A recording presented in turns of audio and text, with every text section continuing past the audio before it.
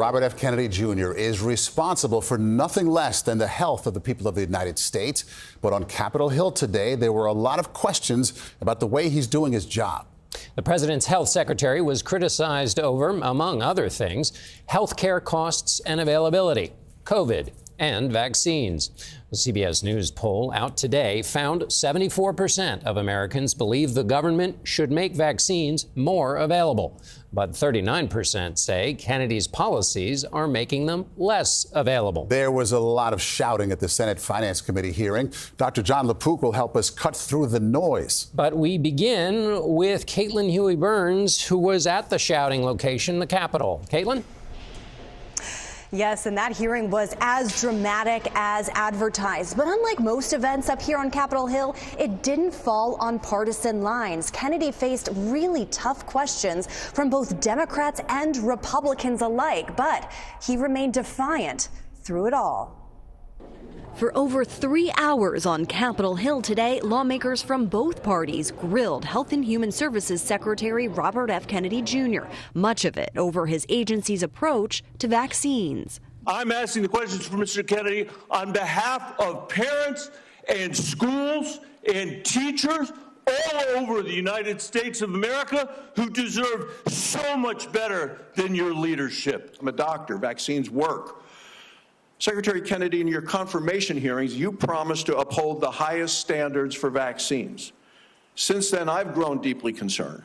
Kennedy fired and replaced all 17 members of a key CDC vaccine advisory panel, which is set to meet later this month to discuss vaccine recommendations. Last month, the FDA limited access to the COVID vaccine to those over 65 or with underlying health conditions. Will you tell America that all adults and all children over 6 months of age are eligible to get a COVID booster at their local pharmacy today?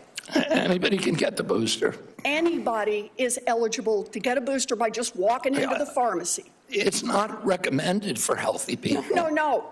If you don't recommend, then the consequence of that in many states is that you can't walk into a pharmacy and get one. Republican Senator Bill Cassidy, a physician who helped Kennedy get confirmed only after he got assurances from Kennedy that he wouldn't restrict vaccine access, said this today. I would say effectively we're denying people vaccine. Kennedy also defended the recent ouster of his handpicked CDC director, Susan Menarez, who wrote in an op-ed today that she was told to pre-approve the recommendations of a vaccine advisory panel newly filled with people who have publicly expressed anti-vaccine rhetoric. Did you, in fact, do what Director Menarez said you did, which is tell her to just go along with vaccine recommendations, even if she didn't think such recommendations aligned with scientific evidence? No, I did not say that to her. So she's lying today to the American people? Yes, sir. Kennedy once praised Menarez as unimpeachable. After her exit, several top CDC officials resigned last week. We need bold, competent, and creative new leadership at CDC. Caitlin, after all of this today, where does RFK Jr. stand with President Trump when it comes to keeping his job?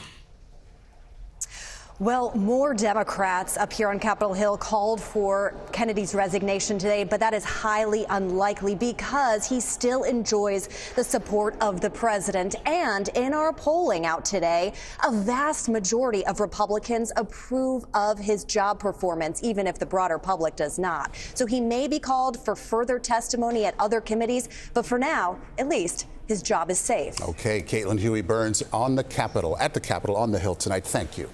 And we are joined now by our chief medical correspondent, Dr. Jon LaPook. So you are a practicing physician, Dr. LaPook. What did you make of this hearing? You know, one of the reasons behind such a heated hearing is decisions are being made outside of the usual process. For example, the CDC's Vaccine Advisory Committee usually meets over 2 to 3 days, tons of research materials available, and various stakeholders weighing in because the stakes are so high. What's often happening now is decisions are being announced over social media without the evidence behind it being available for people to really do a deep dive on. So as my math teacher used to say, show me your work. We've been hearing today and other days recently, people making the case that getting a vaccine should be between you and your doctor. Is it as simple as that? Well, first of all, Childhood vaccinations work, with research estimating that more than 10,000 deaths and more than 1 million illnesses are prevented every year. But I do understand the instinct of a parent to say, don't tell me what to do with my child. I want to take the chances, for example, of an infection like the measles. What they may not realize is that when they're rolling the dice for their child, they're also rolling it for millions of people who are immunocompromised, 3.5 million babies who are born each year who usually don't get the measles vaccine until 12 months of age.